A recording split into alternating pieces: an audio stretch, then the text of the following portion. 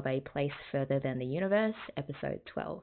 Before reacting, can I just rant about how sophisticated this show's writing is when it comes to depicting human relationships and hurt and emotion?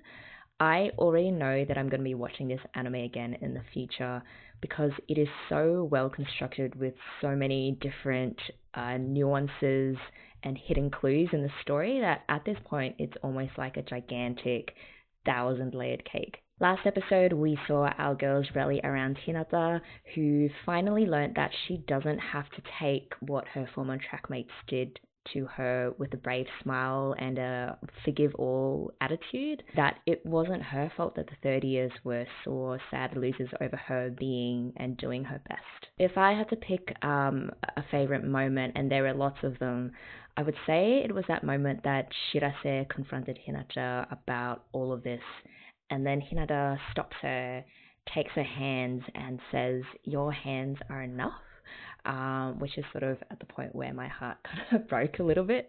And then she goes on to tell Shirase that she's still scared, which made me think, like, what is she scared of? But then I think what Hinata was saying is that even though she's still learning to trust Shirase and the other girls to not hurt her, but to be true, genuine friends, she is getting there slowly, and she knows that they're there for her, and she's starting to heal despite the huge damage that was done to her by her past friends. And it's a start, and it was just an amazing moment. You guys also have some really insightful comments about the theme of forgiveness, which I kind of want to talk about a little. So Robert Boy wrote, "So many shows has it to where the main characters forgive the people that have wronged them and they end up becoming friends." Yeah, you see that all the time in media. Hinata was actually thinking about accepting their apology and giving them the satisfaction of being forgiven, but I love how this anime shows that some things just can't be forgiven. I agree 100%, and I love even more that Shirase straight up told Hinata's old teammates to, like, piss off. She said it on behalf of Hinata, and you know, sometimes the right healthy thing to do when someone has wronged you is just to allow yourself to express your anger and not be forced to take the so-called high road. And Helena and Jos, and I apologize if I pronounced that wrong, they also wrote, "I love the contrast between this episode and episode 5, which is the Megumi episode, because it shows that not all apologies are the same and you shouldn't accept them as if they were."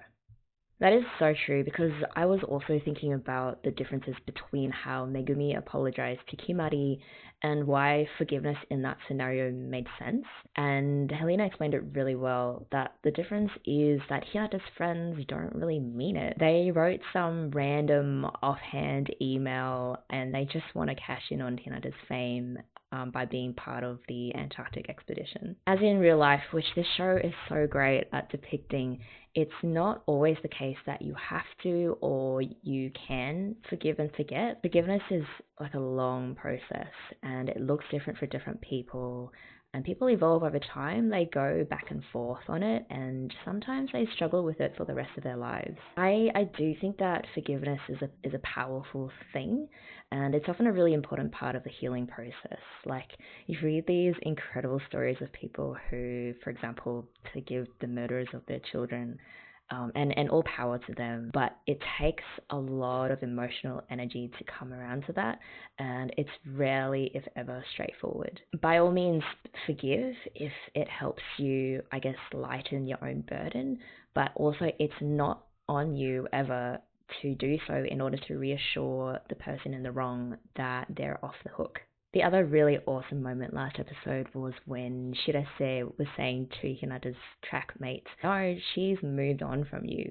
You're the pitiful, insignificant ones who are living a half-life simply by having been so small and petty. So good riddance." On another completely different note, I do also love the running gags that they slip in every now and then. So not only Shirase's super camera shyness, but also Kimari's like modern day Leonardo da Vinci coming out, being skilled at the most random things. Like last episode it was painting those satellite recognition marks. Given this is the second last episode, I'm expecting something huge to happen. We've already sort of wrapped up Yuzu, Hinata, and Kimari's central conflicts, so really all we have left is Shirase, both with regards to what happened to Takako and also her strange relationship with Gin. So I'm expecting something to develop on those fronts. Okay, I'm really looking forward to this episode. If you guys are good to go, let's do it in 3, 2, 1, play.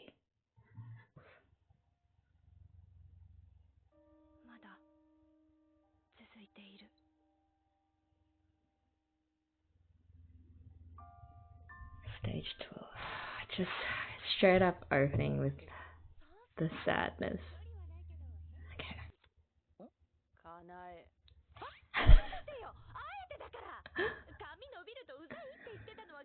Oh, should I say? Every mention of Takako is like a little...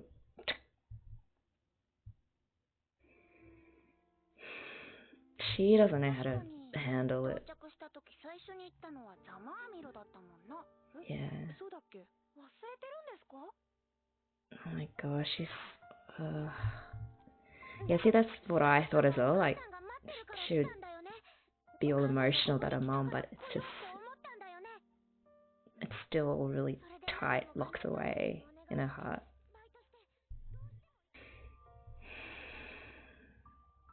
I think it's because Shirase sort of knows what happened to her mom, but she doesn't want to face up to it. It's that moment. Yeah. Like, once it's over, it's over.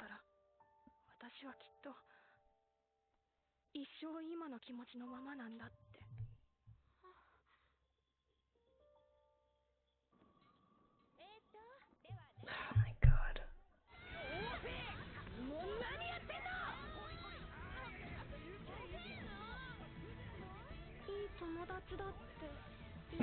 Yuzu is still...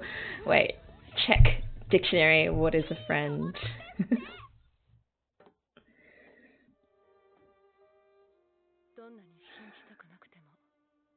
Oh.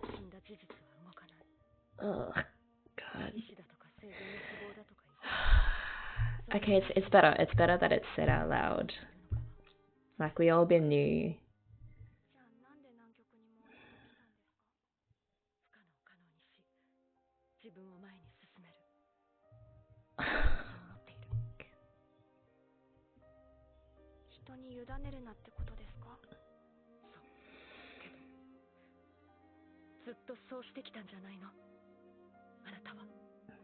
Yeah.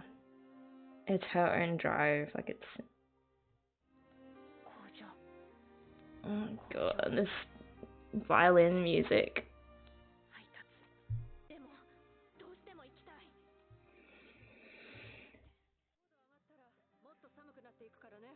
Yeah, I'm surprised they're not wearing full-on, like, ski masks.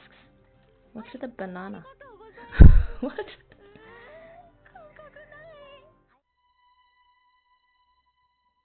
They're so happy. And see what they were doing, the thing that they'd dreamed of for so long, like...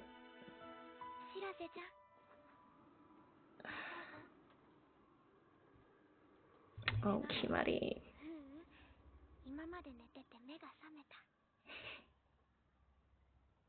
It all started with those two.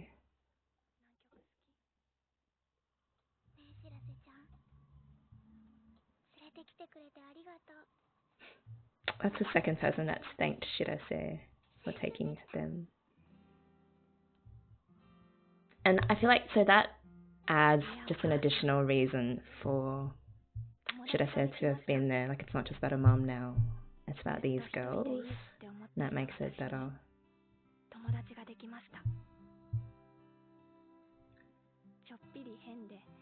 What's with the banana?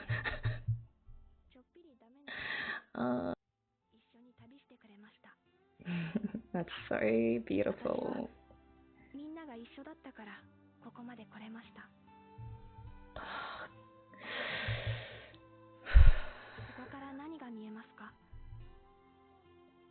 Okay, so I feel at this stage that Shirase knows that her mom is dead. I think she's just slowly starting to accept it. Where are they going? Oh, is this the...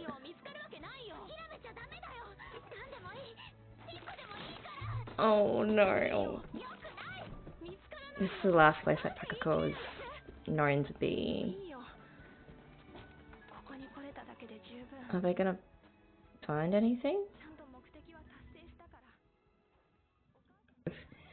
That lets you know that she was here.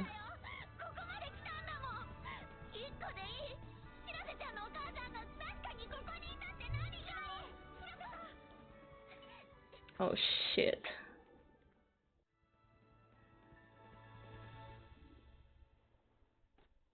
Oh god, there's a photo.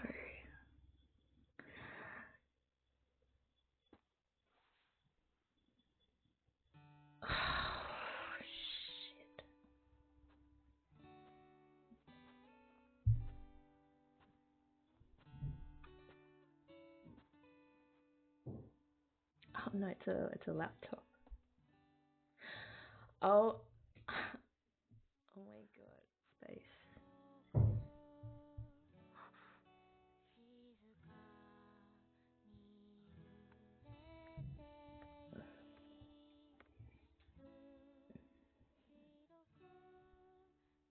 They always get the password eventually. Oh my god,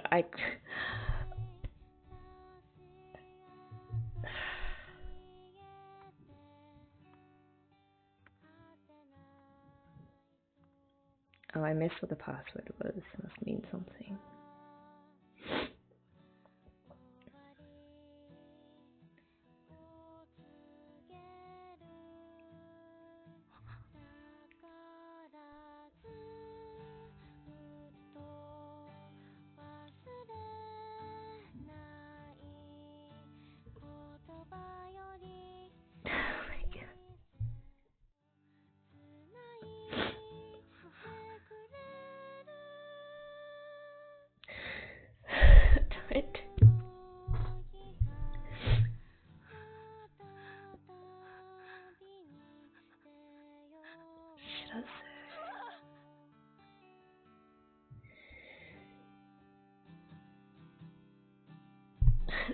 So many.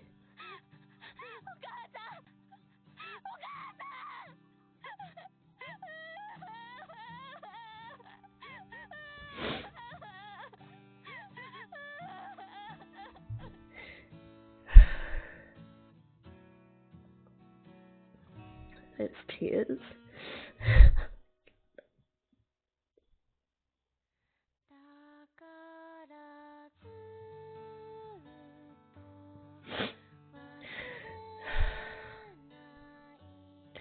I'm so sorry that I'm not really commentating. Oh my god.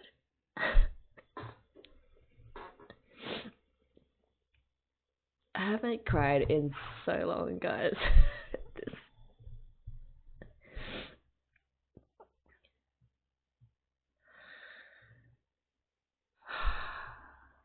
I feel like someone just ran over me with a truck and then got a spear and just stab, stab, stab.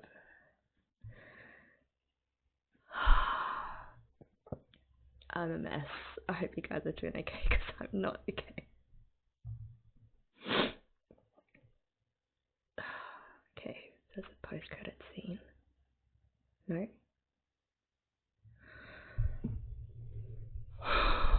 Okay, I need a few minutes. I'm sorry. Okay, normally I will take a few extra minutes to sort of think through the things that the episode covered and extract a few meaningful lessons from them. This time I'm just gonna let my feelings sort of spill over a bit. Oh my god, my voice.